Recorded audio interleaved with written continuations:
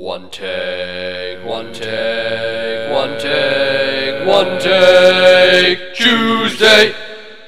Hello everyone, welcome back to another One Take Tuesday. My name's NBZ and we're back, we're in the building, we're doing some One Take Tuesday action. I ain't got any other chances but this one, that is the name of the game. So I've got a team here with a Metagross, a Crocodile and an Alakazam, and also a Belly Drum Snorlax. So essentially the only two standard things I have is a Skarmory and Immense. I guess Alakazam is standard now because it's kind of damn good and it does well, especially with like Life Orb or Sash. Its magic guard prowess does lend to its nature. But we have a team that we're facing off against which looks really standard and really kind of difficult to go up against, but we'll see how we do with our ragtag bunch of misfits. First turn I see Staraptor, and you know, been using Staraptor for a while. Scarf is very popular and that is probably what he's going to be, so I'm going to jump from Alakazam. I have a Sash with Zam, so I could live the U-turn, but much better to go to my Skarmory to take it on. I basically lose nothing in the process because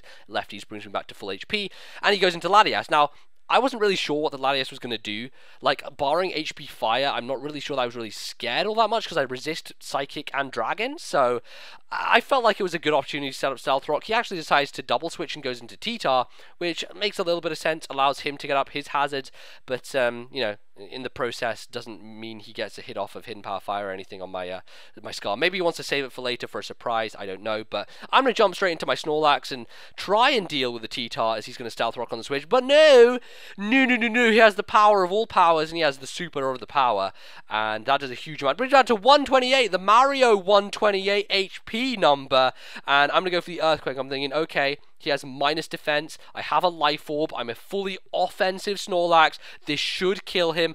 God damn it, the gods of hacks and fate. Why do you strike this from me? Take the 9 HP and live? What is this, T-Tar? I didn't hire you to live the Earthquake. I hired you to die, and he didn't. God damn it, he didn't. Unfortunately, lives with the Nubbin. The Nubbin. We've moved on from Smidgens. It's time. It's the era of the Nubbin now, and yeah, I'm dead. I can't switch out because he's going to pursue me, so I die. And there you go. Now I go into Crocodile, however, but I'm smarter than the average Crook and smarter than the average Croc and a Dial, all of the three. I'm smarter than all of them, so instead of Earthquaking, I put on my Thinking Man's cap and go for Crunch as he switches in Landorus. Not only does it do over half HP, it also gets a defense drop, so he is never going to stay in here. Not a chance in hell that he will stay in on my Crocodile. And knowing that, and knowing that he has a Keldeo on his team, which he can now use to his advantage because it has Justified, meaning that if he switches on the Crunch, he'll get the boost, even though it won't really help him because it gives him attack, not special attack.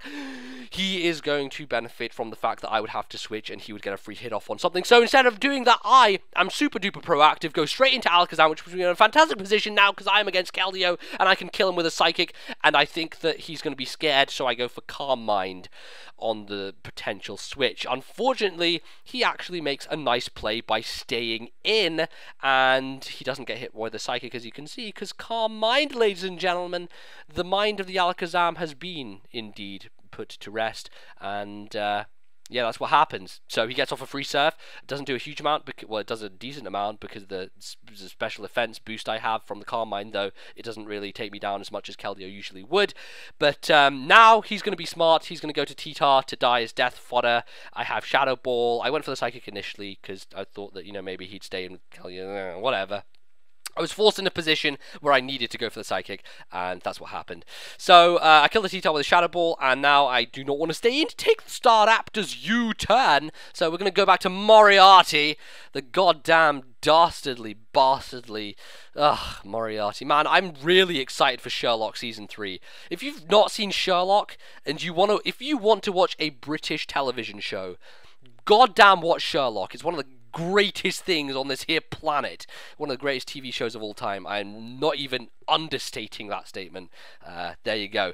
But he goes into his Landorus, and this situation is weird just because I don't feel like Landorus threatens Skarmory in a huge way. I am, of course, immune to his stab, and his main form of attacking is either Earthquake or Earth Power.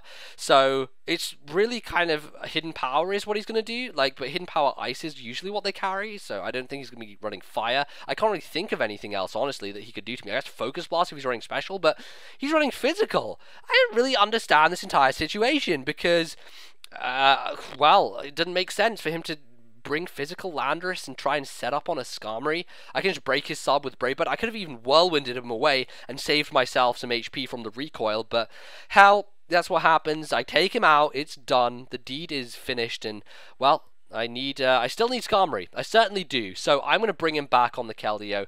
Going to go into Metagross, which, it's a sad tale, Metagross. The Ballad of Metagross in 5th gen. It's very unfortunate because it's really not done anything. It's in this weird, like, limbo. It hasn't even dropped to UU, I don't think, throughout the entire generation. And it's still in OU, but no one really sees it everywhere at all. It doesn't really do anything. I don't know. It just really serves to die at this point, and God, it's a shame. I don't know. This is a mixed Metagross as well. It had Grass Knot and Ice Punch. It was a pretty cool one. I wanted to use it and maybe get some action out of it, but no, it's just going to serve to die, unfortunately.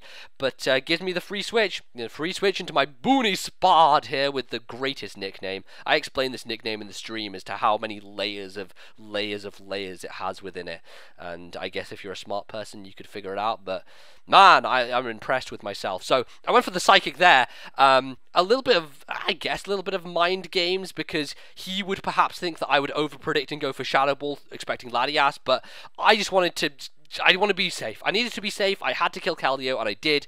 And thank God for that, because now it's out of the way. So, goes into Staraptor again. And the third time, I think this is the third time anyway, Staraptor versus Alakazam, and I jump straight to Skarmory. It's like a defense mechanism. Literally, Skarmory is my defense mechanism. I need to go into it. And I take the U-turn beautifully, but unfortunately, the thing with U-turn is it gives him the momentum once again, and he gets a very nice switch into his Latias. And I can't really roost on this thing. I honestly can't. So I'm going to have to go to Death Fodder. I decide to fodder off Alakazam at this point because looking at his last remaining guys, it's his Staraptor and his Breloom. And Breloom can probably kill me with a Mach Punch. Staraptor is, of course, faster. And Latias can be killed with Crocodile. So I'm thinking there's no real point. So I go into it. He actually calm-minded on the switch. And that's actually pretty nice because it allows me to get a free hit with the Shadow Ball. Doesn't do a huge amount, but takes him down to the point at which I'm easily going to be able to finish him off with Crocodile. I probably could have even killed the Latias from full HP with Crocodile, but whatever. I do die to a Dragon Pulse. Now go into Dennis, the goddamn menace, crunch him in the face, and get my Moxie boost. Now, a little bit of a problem here is that Breloom is still around, so it can obviously sleep something. I do not want my Skarmory sleeping, so Skarmory is like my only answer to Breloom, and it needs to be healthy and able to deal with it without being put to sleep. So I stay in, even though he resists the dark move, even though I know that I'm going to get put to sleep. I have to really stay in. I only have Crocodile and Salamence, and as I said, the Skarmory left. So now I'm going to jump to Skarmory, and hopefully, even though he's going to Swords Dance on the Switch, and thinking maybe I can after lefties gain, and maybe I can live a Mach Punch. Can Skarmory do it? Moriarty, he is a mastermind of a genius, but does he have the ability to take on Breloom at this point? I don't know. It seems a little bit iffy because Life Orb +2 with Technician. No, nah, he ain't gonna live. It's unfortunate. Skarmory goes down, so we're in a bit of a pickle. The nice thing is that I do have Mence left, and I actually have Intimidate on my Sheikah Mence, which works out because he's now at +1 as opposed to +2, and Mach Punch is certainly not going to take me out just because of the resistance. So I had the opportunity to take one and then finish him off with a Draco, but that essentially leaves me in a little bit of a shitty situation because he has Staraptor left. The good thing about that is he's worn down from Stealth Rock switch-ins, meaning that, you know, if he has recoil moves like Brave Bird and Double Edge, yeah, Double Edge is the other one, then he should kill himself. So that's what I'm hoping. Can we do this, ladies and gentlemen? Will he be able to come in, go for the Brave Bird / Double Edge, and let us win the game? That's what I'm hoping. Stealth Rock does a huge amount. He's down to 78 HP. Sandstorm's going. There's lots of factors here. Can it be done? Can it happen? I see frustration, and inside of me, the frustration wells, because now I'm like, shit. Can my Crocodile live a frustration and maybe wake up and do something? I'm actually faster because Crocodile is faster with the Scarf. Maybe he's running Adamant or something, I don't know. But I'm faster, maybe my base speed is high, I don't know. I live a frustration, god damn it. Can I wake up on the next turn to be able to kill him off? I do! I don't know how, but I do. I do, and he dies, and that's it, and we're done, and he finishes him off with a crunch. And I all feel that that was a little bit anticlimactic because Unfortunately, this is a One Take Tuesday, and I cannot stop the recording because, yeah, that's the deal. That it has to go in one take. The problem is that my Sony Vegas lags because my computer is a pile of shit and it's old, and now I'm complaining because, well, it's behind. The video's behind. But hey, at least that was cool. I won with Crocodile, and I beat him. So if you enjoyed, then you can like the video by clicking the button. That's what the like button does. And hey ho, that's a good thing. Doop-a-doo-do. And yeah, I'll see you guys next time on another One Take Tuesday. Until then, thank you very much for watching, and I'll see you next time. Goodbye.